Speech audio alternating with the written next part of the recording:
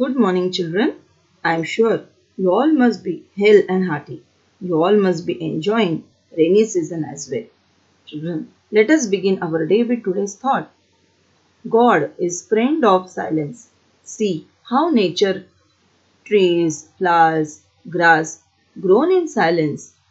See the stars, the moon and the sun, how they move in silence. We need the silence to be able to touch souls. By Mother Teresa. What do you understand by this thought? It means in nature, silence is loud. You can't sit and enjoy the subtle sounds that surround you. Deep in the woods, there is a peace and harmony that doesn't exist in the city or anywhere around human habitats. The best way to experience the divine is through the silence. Now, children, let us move towards our next chapter.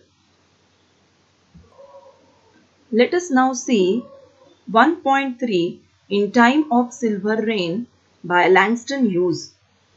As the title of the poem suggests, silver rain, the rain that shines like silver, which is very valuable and pleasant. In this poetry, visually simulating effects are used. That is, nature's image comes in front of our eyes.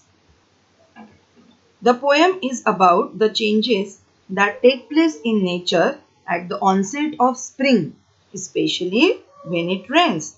It also talks about the joy that spring brings along with it. Now, let us see the poem. Take out your textbooks. Before we move towards our poem, let us know about the poet. James Mercer Langston Hughes was an American poet, social activist, novelist, playwright, and columnist from Joplin, Missouri. He was one of the earliest innovators of the then new literary art form called jazz. His first piece of jazz poetry, When Sue Bears Red, was written while he was in high school. It is called jazz poetry because it resembles to jazz music.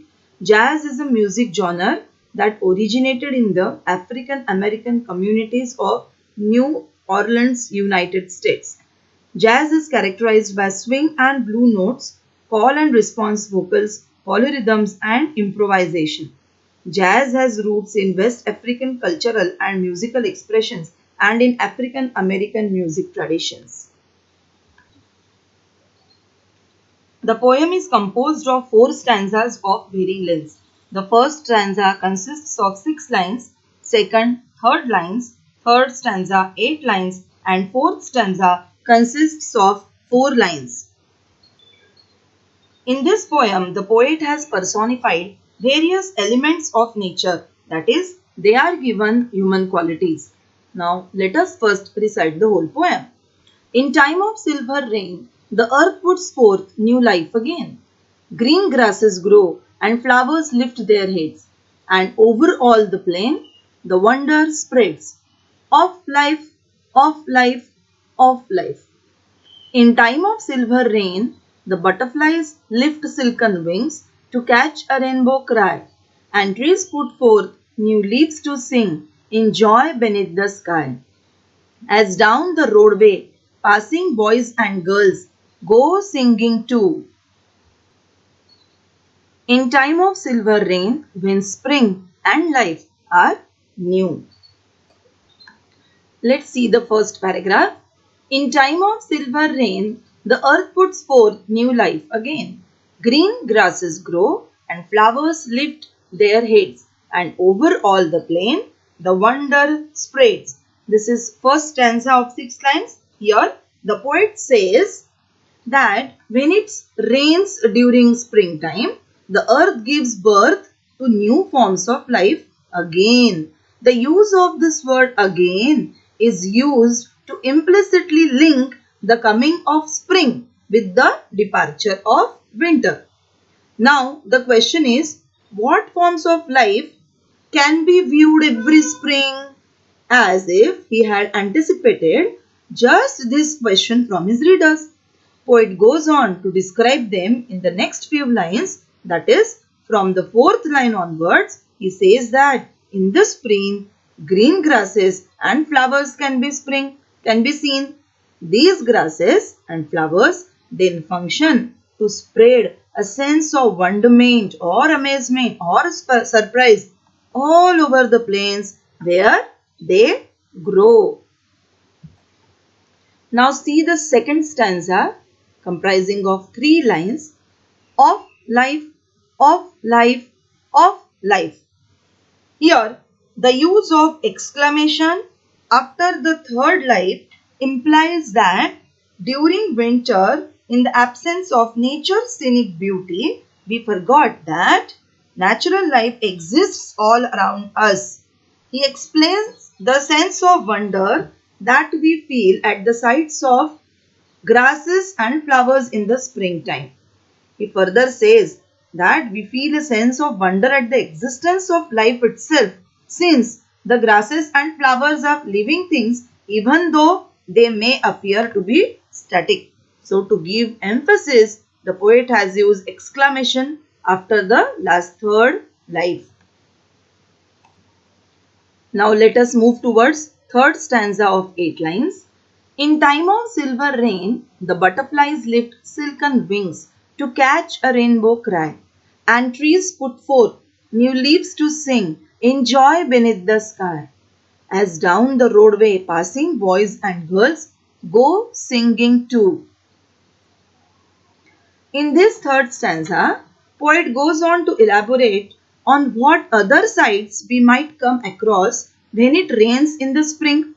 He says that we may notice butterflies fluttering about in the hope of seeing a rainbow. Now here butterflies lift silken wings. Silken is an adjective given for his wings. They are gathering courage. To catch a rainbow cry means a hope to see rainbow. We may also see new leaves growing on trees, and poet takes this to be a manifestation of the joy that trees feel at the arrival of spring.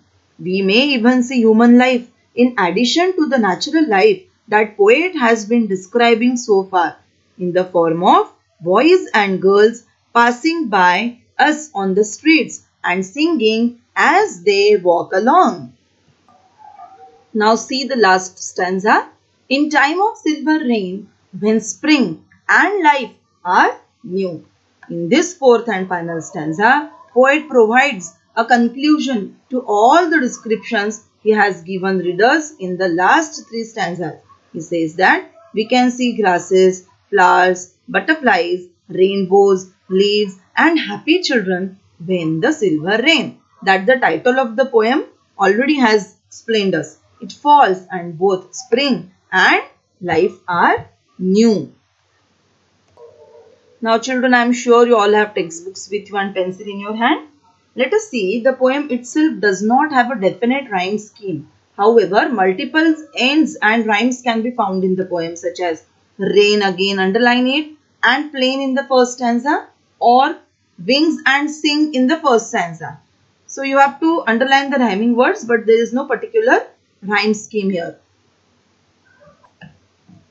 Till the next class children, read the poem every day. Try to find out the figures of speech in the poem.